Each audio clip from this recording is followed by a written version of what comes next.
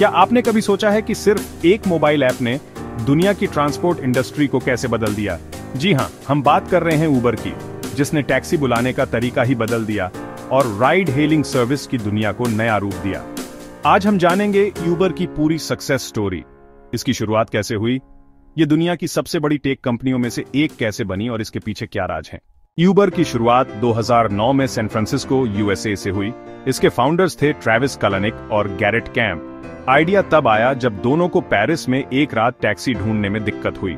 उन्होंने सोचा, क्या एक ऐसा ऐप बनाया जा सकता है जिससे सिर्फ एक बटन दबाने पर टैक्सी आपके पास आ जाए। इसी से पैदा हुआ उबर कैब, जो बाद में सिर्फ उबर रह गया। 2010 में उबर ने सैन फ्रांसिस्को में अपनी पहली सेवा शुरू की। कॉन्सेप्ट सिंपल था, ऐप खोलो, नजदीकी ड्राइवर से कनेक्ट हो जाओ, ऑनलाइन पेमेंट करो, राइड एंजॉय करो। शुरू में सिर्फ ब्लैक कार्स और लग्जरी व्हीकल्स थे ताकि सर्विस प्रीमियम लगे, लेकिन डिमांड बढ़ते ही उन्होंने उबर एक्स सस्ती टैक्सी सर्विस लॉन्च की। ये उबर के लिए गेम चेंजर साबित हुआ। उबर ने धीरे धीरे अमेरिका के बाहर भी विस्तार करना शुरू किया।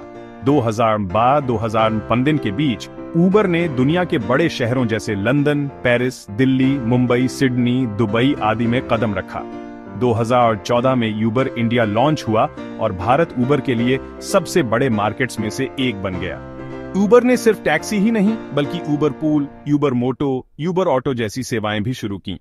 उबर खुद कोई गाड़ी नहीं खरीदता, यह एक एग्रीगेटर प्लेटफॉर्म है जो ड्राइवर्स और पैसेंजर्स को कनेक्ट करता है।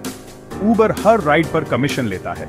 इस मॉडल ने उबर को एसेट लाइट और स्केलेबल बना दिया। यही वजह है कि बिना गाड़ी खरीदे उबर पूरी दुनिया में करोड़ों टैक्सी चला रहा है।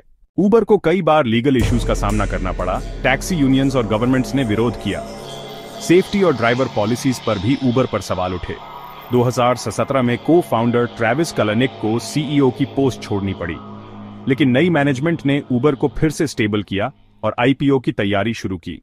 2019 में उबर का आईपीओ इनिशियल पब्लिक ऑफरिंग आया, जिससे यह पब्लिक कंपनी बन गई। आईपीओ ने उबर को और बड़ी पहचान दिलाई। उबर ने डिलीवरी सर्विस उबर ईट्स और लॉजिस्टिक्स उबर फ्रेट में भी कदम रखा।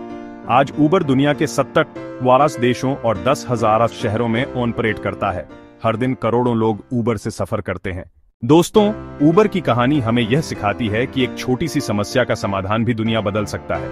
ट्रेविस और गैरेट की टैक्सी न मिलने की समस्या ने ऐसा आइडिया दिया जिससे एक मल्टी-बिलियन डॉलर कंपनी खड़ी हो गई। उबर ने साबित कर दिया कि इनोवेशन और टेक्नोलॉजी से दुनिया को आसान बनाया जा सकता है।